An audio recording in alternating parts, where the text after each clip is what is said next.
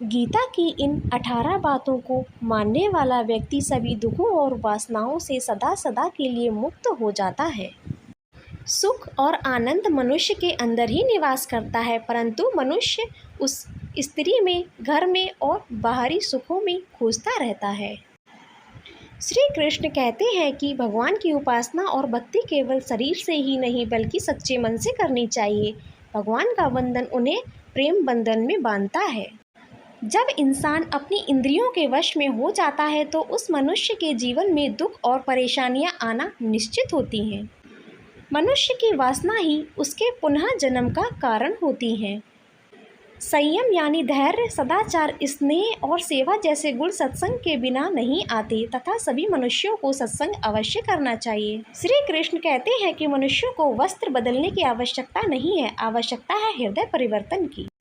जिस व्यक्ति ने जवानी में ज़्यादा पाप किए हैं उसे बुढ़ापे में नींद नहीं आती। भगवान ने जिसे संपत्ति दी है उसे गाय अवश्य रखनी चाहिए और गाय की सेवा करनी चाहिए। जुआ, मदिरा पान, पर स्त्री गमन, अनैतिक संबंध, हिंसा, असत्य, मद, आसक्ति और निर्दयता, इन सब में कलयुग का वास है। श्री कृष्ण कहते हैं कि मनुष्य को अपने मन को बार बार ये अवश्य समझाना चाहिए कि ईश्वर के सिवाय उसका कोई नहीं है। साथ ही यह विचार करना चाहिए कि उसका कोई नहीं है। यह संसार एक माया जाल है, साथ ही वह किसी का नहीं है। भोग में क्षणिक क्षण भर के लिए सुख है, साथ ही त्याग में स्थायी आनंद है। श्री कृष्ण कहते हैं कि सत्संग ईश्वर की कृपा से मिलता है, परंतु कुसंगति में पड़ना मनुष्य के अपने ही हाथ में होता है।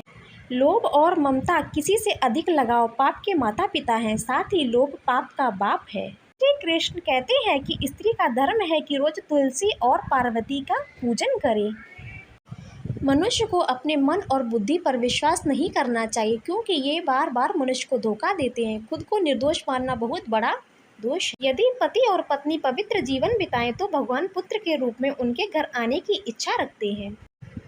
भगवत गीता में भगवान श्री कृष्ण ने न केवल ज्ञान की बातें बताई हैं बल्कि जीवन जीने की कलाओं के बारे में भी बताया है। भगवान श्री कृष्ण ने अर्जुन को गीता का उपदेश दिया है, वह हर मनुष्य के लिए प्रेरणा स्रोत साबित हो सकता है। गीता में भगवान श्री कृष्ण अर्जुन को उपदेश देते हैं, भगवत गीता की 18 बातों को अपनाकर अपने जीवन में उतारता है, वह सभी दुखों से, वासनाओं से, क्रोध से, ईर्ष्या से, लोभ से, मोह से, लालच आदि के बंधनों से मुक्त हो जाता है।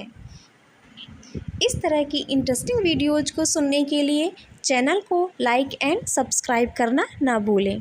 Thank you.